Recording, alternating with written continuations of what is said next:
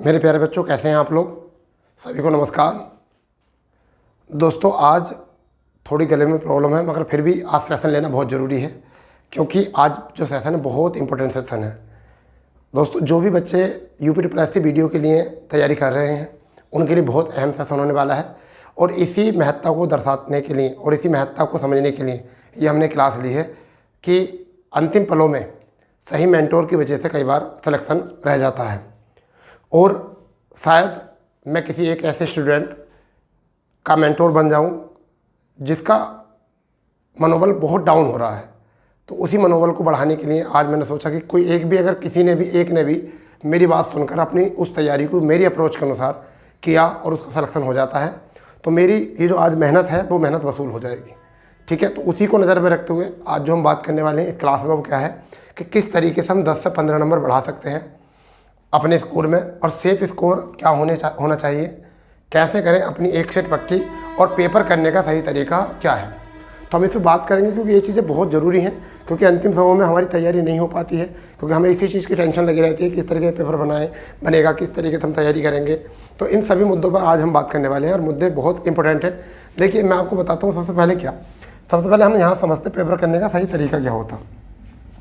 आप लोगों को सबको पता है, मुझसे भी पहले आपको पता चल चुका होगा इस बात का कि 150 प्रश्न है और 2 घंटे का समय है। तो टाइम तो एक तरीके ये है कि जिद्दोजहद तो जारी है कि 150 प्रश्न के लिए 120 मिनट है। टाइम तो ऐसा है कि जहाँ पर आपको मेहनत करनी पड़ेगी। फिर भी कोशिश ये करना क्योंकि अभी लगभग 7 दिन आपके पास बचे हैं।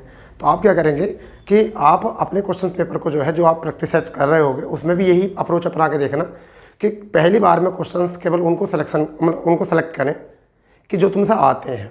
यानी कि मान लीजिए पहला पोर्शन आपका हिंदी है, हिंदी में बिना पेन का यूज किए आप एक नज़र में कितने क्वेश्चन कर सकते हो उन पर टिक कर दीजिए। ठीक है, ऐसा ही आप जीएस में करेंगे कि एक ही नज़र में जितने भी क्वेश्चन आपको आते हैं उनको टिक कर दीजिए जो आपसे बिल्कुल अच्छे से आते हैं। रीजनिंग में कोशिश ये करिए कि ऐसे क्वेश्चन जिन क्वेश्चनों में आपको लगता है कि बहुत कम समय लगने वाला है उनको करिए अटैम्प्ट, और फिर उसी को देखिए कि हमने कितने अटैम्प्ट किए। यदि आपने इस तरीके से मैं उम्मीद करता हूं कि आपका स्कोर बहुत अच्छा होने वाला है उस तरीके से। और यदि आपने यहाँ तक 60 भी कवर किए, अगर इस तरीके से 60 भी कवर किए और 1 घंटे में कवर किए तो बहुत बढ़िया बात है। फिर तो अगर आपने 60 भी किए और 1 घंटे में किए, 50 मिनट में भी किए, तो ये बहुत अच्छा स्कोर है।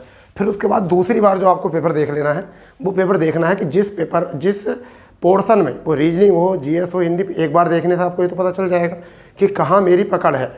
तो आप उसी जो आपका पोर्शन है, सिलेक्शन पोर्शन जो है आपका, जिस सिलेक्शन पोर्शन को देखकर आपको लगता है कि शायद यहाँ पर मैं नंबर बना सकता हूँ, आप अपना टाइम उधर दीजिए। ठीक है, और कोशिश करिए कि आप उसको अच्छे से करें, और ऐसा भी नहीं कि सभी समय उस पर लगा दें और पोर्शन के लिए थोड़ा थोड़ा समय बनाएं। तो इस तरीके से शायद अगर आप करेंगे तो पेपर में आपका टाइम अच्छे से यूज होगा और आपका टाइम भी सही पूरा बैठ जाएगा। फिर बात आती है कि एक सेट कैसे अपनी पक्की करनी है। देखिए, पेपर से पहले सब लोगों की तैयारी अच्छी होती है, पेपर भी सबका अच्छा होता है, पेपर के पहले तैयारी सबकी अच्छी होती है और पेपर भी सबका अच्छा होता है, परंतु रिजल्ट गलत आता है सबके अनुसार। ठीक है, ऐसा क्यों होता है? क्योंकि हम जो अपना देखते हैं पेपर में वो 100% सही देते हैं, क्योंकि हम अपना 100% लगा के तो विकल्प चुनते हैं। परंतु क्या होता है कि हमारी समझ और एग्जामिनर की समझ थोड़ी अलग होती है। ठीक है, क्योंकि हमारी प्रैक्टिस कम होती है और एग्जामिनर अपना स्किल डाउन करेगा नहीं। तो इसलिए आप सोच समझकर उस पर प्रयोग करेंगे, और आप ये सोचेंगे, आप अपने दिमाग में बिल्कुल भी तनाव नहीं रखेंगे, क्योंकि आप बिल्कुल एक तरीके से ऐसे खेलेंगे। ऐसा होता है ना, घोड़ा होता है, तो घोड़े की जितनी लगाम खींचोगे आप, वो इतना ही इतना ही तेज दौड़ेगा। ठीक है, सॉरी, घोड़े की जितनी लगाम खींचते हैं वो क्या होता है, इतना ही तेज दौड़ता है। आप घोड़े की लगाम ढीली छोड़ दीजिए, वो क्या हो जाएगा, रुक जाएगा। इसी तरीके से अगर आप डिप्रेशन ज़्यादा लोगे, तनाव ज़्यादा लोगे, तो आप क्या करोगे, आप अपने जो रफ्तार है उसको तो बढ़ा सकते हो, परंतु आपका रिजल्ट अच्छा नहीं होने का, क्योंकि आप जल्दी में क्या करोगे, क्वेश्चन गलत कर दोगे, सही से चुनोगे नहीं। आप ये मत सोचो कि हमारा क्या होने वाला, आप अपना 100% दे पाइए। आपने अपना कर्म करना है, पेपर में बैठ कर नहीं सोचना है कि मेरी एक सीट पक्की है या नहीं है। ठीक है, आपको बस ये करना है कि सभी लोग जितने भी वहाँ एग्ज़ाम देने के लिए जा रहे हैं, सभी के सभी लोग एक सीट के लिए मेहनत कर रहे हैं, और आपकी भी एक ही सीट है।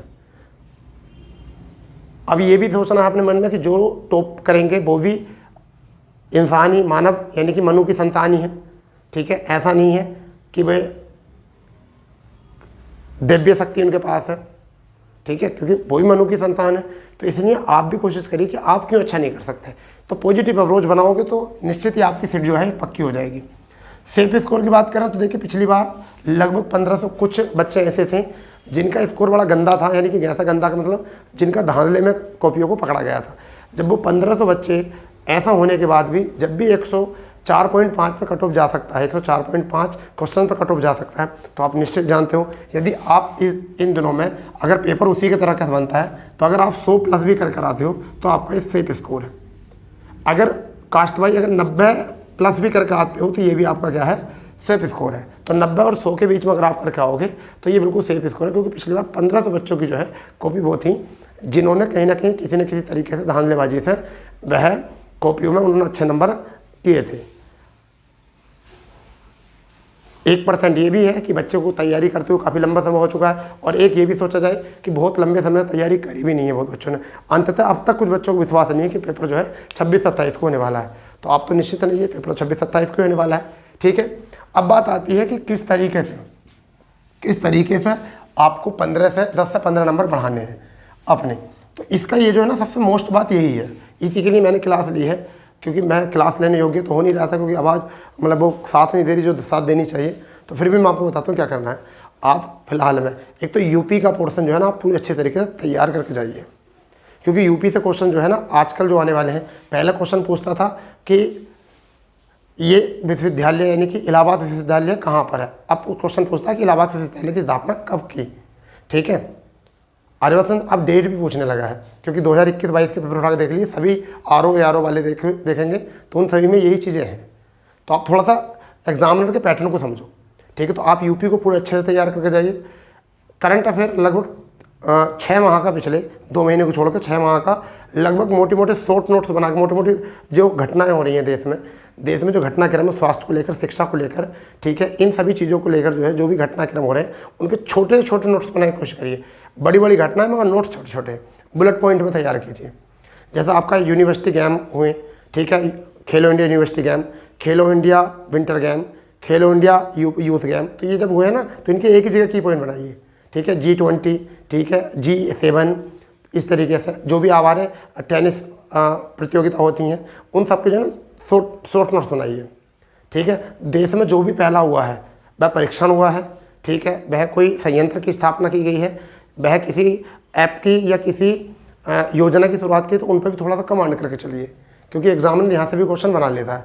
तो ये हुआ आपका लगभग कंप्यूटर 5% का है। हमने प्लेलिस्ट बना दी है 3-4 वीडियो में ही, ठीक है।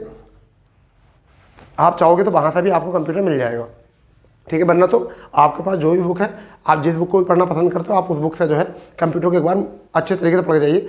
माइक्रोसॉफ्ट कीवर्ड जो भी शॉर्ट की होती हैं, फंक्शन की होती हैं, हमारी जितनी शॉर्टकट की होती हैं, उन सबको जो है आप तैयार करके जाइए। Input output, software hardware, binary system वगैरह वगैरह, इन सबको आप तैयार करके जाइए, शायद आपका वहाँ से अच्छा बनेगा।